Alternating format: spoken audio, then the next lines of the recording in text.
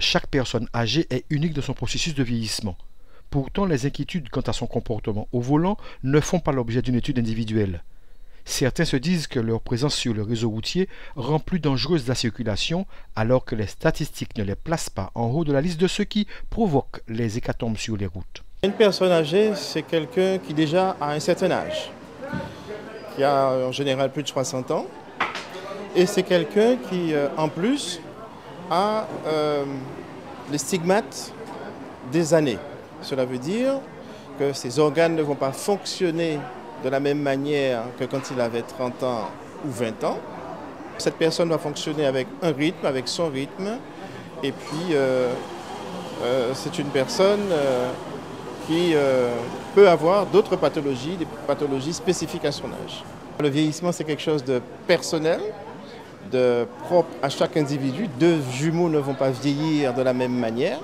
Et même un même individu, chez un même individu, les organes vont vieillir avec des vitesses différentes.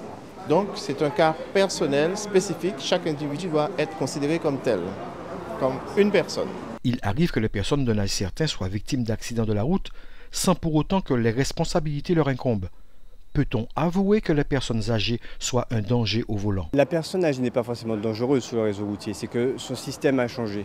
Donc forcément, n'aura pas les mêmes réflexes sur le réseau routier, puisque à côté de lui, il y aura des véhicules qui vont rouler vite. Il y aura des risques d'accident, comme notamment un chien qui va traverser, un enfant qui va traverser ou quoi que ce soit.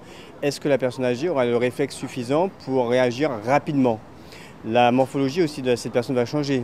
La rotation de la tête sera moins rapide, la vision sera réduite, le côté auditif aussi. Donc forcément, ces perceptions peuvent entraîner à des causes d'accidents. Donc il faut vraiment être vigilant à ce niveau-là. Lorsqu'on a conduit pendant 40 ans ou 60 ans et on demande à cette personne de ne plus conduire ou de ne plus avoir les mêmes réflexes, mais ce n'est pas forcément évident. Il est raisonnable qu'à un âge avancé, l'on prenne la décision de ne plus prendre le volant.